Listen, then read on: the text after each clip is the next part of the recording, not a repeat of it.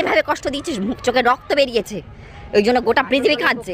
ভোটের আগে খুব জামদানি শাড়ি পরে একদম নাচতে নাচতে একদম এরকম করতে করতে আসিস, এখন কোথায় গেলি? বার কর, এখন ঘাপটি মেরে কেন বসে আছিস? শাইনি গেল কোথায়? ওটাকে বার কর আগে শিগগিরি। মেয়ে এমপি সাংসদগুলো তোরা একটা কেউ বেরোলি না, তোদের এত পদে পদে ভয়, তোরা দিদির পদে পদে বেরিয়েছিস পরে যাতে পাবলিক ধরতে না পারে।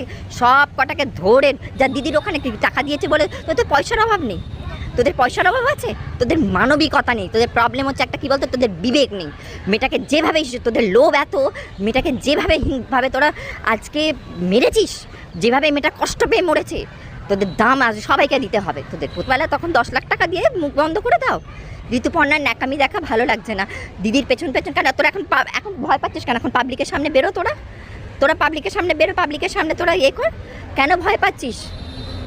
বড় লক্ষ্মী ভাণ্ডার, যা দিদির পেছন পেছন কেন ঘুরছিস? দিদি 7 তলায় ঢুকে পড়, বড় লক্ষ্মী ভাণ্ডার পাবি, বড় তোদেরকে